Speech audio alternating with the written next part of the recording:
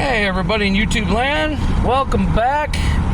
Another video, this time a happier, more upbeat one.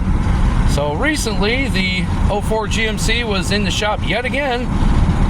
Rear brake lights blew. So we just got her back, taking her on a drive. We're gonna get it washed up, go down and get some groceries. But so this video that I'm making, I wanted to do talking about, is it still worth having an older vehicle versus a newer one? Well, as of right now, it's still cheaper than buying a new vehicle. Like, yeah, it was $200 to get the rear brake lines done, but now they work and I'm back on the road again. And again, it wasn't difficult to do. It's a pretty simple job to do. I mean, a little bit of this, a little bit of that, and she was good to go. Of course, I couldn't do it because I had work to do. As far as, is it better than a new vehicle? Yes, and I'm still sticking my guns on this because my boss is 2020 F350. Get this shit. He couldn't do the brake pads himself. Literally couldn't, because you need to have a computer system hooked up to the truck to tell it that you're a Ford technician servicing the brakes.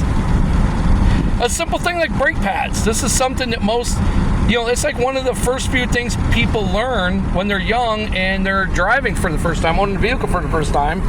One of the first things they do is learn how to do their own brake pads and change tires and change oil and stuff like that. So it's one of the, more basic things. So at least with this thing, yes, I have problems with it, and that is mostly due to the fact that it's 20 years old, well, 21 years old now, and the guy that owned it before me didn't do shit for maintenance on it. He just kept beating the piss out of it, which goes to show how tough the truck is because it's still functioning. And surely but slowly, bit by bit, hundreds and hundreds of dollars later, I am getting this thing back to where it needs to be. And the point is, I can work on it.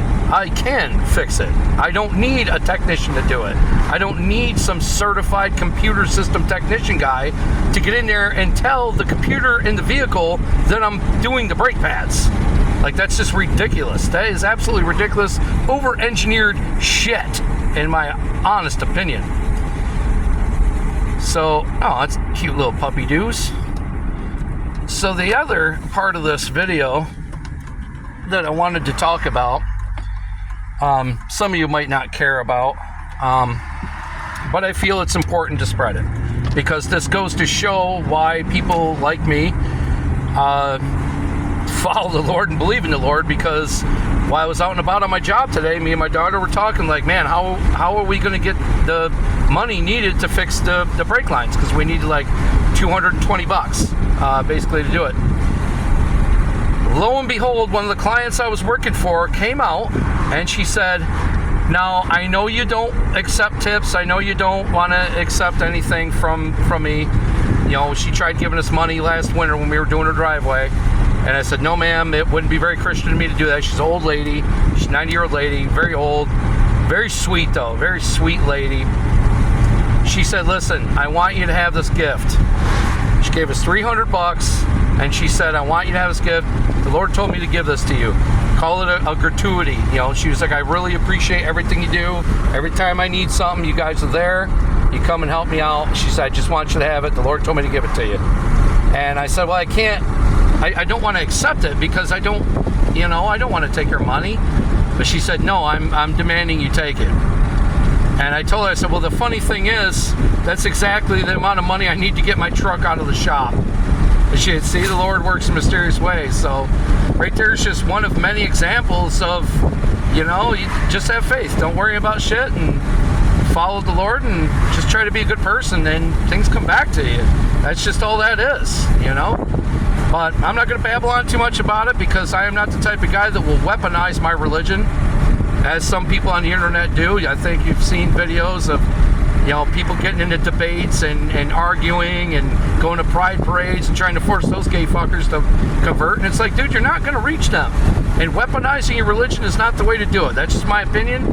I think people should come into the Lord on their own. You can't force it upon people. If they ask, educate them.